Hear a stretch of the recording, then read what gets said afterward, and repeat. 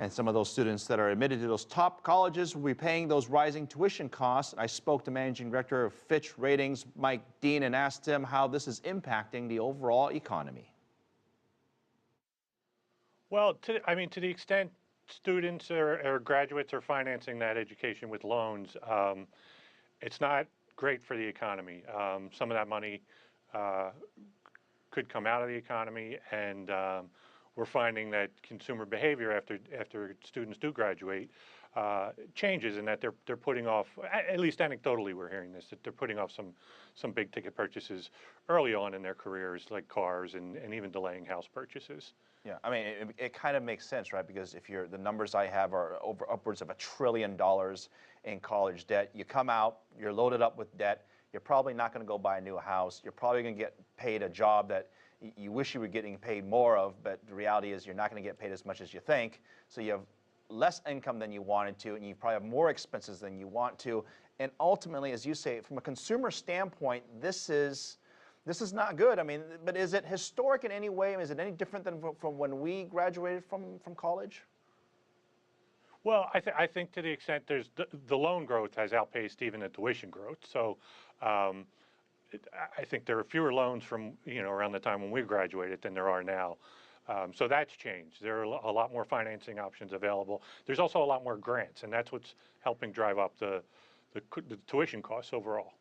Now, I've got some stats here. The average sort of public school tuition, and I'm including housing here, is around $22,000.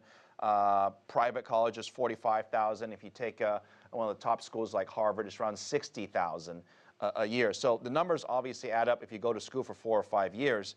Is this a USA type of problem, or are we seeing this in Europe? Are we seeing this in Asia? I mean, I would imagine that tuition growth is fairly global, right? Not to my knowledge. My understanding is it's mostly more of a U.S. phenomenon. Many of the other countries and regions you mentioned do subsidize, and sometimes subsidize heavily, tuition for post-secondary education for their residents. So one problem we have here, and that leads me to this, is that the subsidizing of colleges, we used to subsidize a lot more. In states like Washington, That's and right. I'll go on and on, the percentage that the states contribute now to sort of these public school universities has become less and less as a percentage of total. That trend doesn't look like it's going to change. Essentially, we're privatizing some of these public schools. I mean, is this healthy? Well, that's right. That trend it hasn't changed, and it's accelerated in the past couple of years as state budgets have come under strain. What do we do, though? Well, I mean, should we raise taxes? Is this a social problem where all of us as taxpayers should say, look, why don't we just pay more taxes? Why don't we chip in? Because ultimately, the negative aspects of having a debt-loaded sort of students graduate from college isn't going to be healthy. Right. I mean, there's a whole host of ways you can look at it. Certainly higher taxes would help offset some of the problem, but you could argue that that could just lead to more tuition increases. Schools have been enhancing and expanding services and facilities and staff over the years too, as tuition increases. So there's a whole host of areas you can look at, but it's not something we see that's going to turn around anytime soon.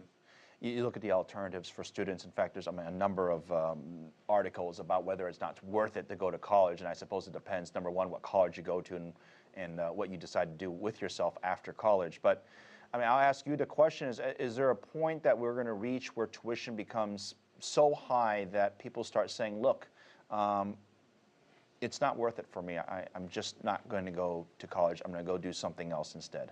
We haven't seen it, and over long periods of time, history has shown that college graduates earn a much higher income throughout their lifetime. I think the numbers are, above $1 million now. Special thanks, Micheal Dean, Managing Director of Fitch Ratings. Thank you.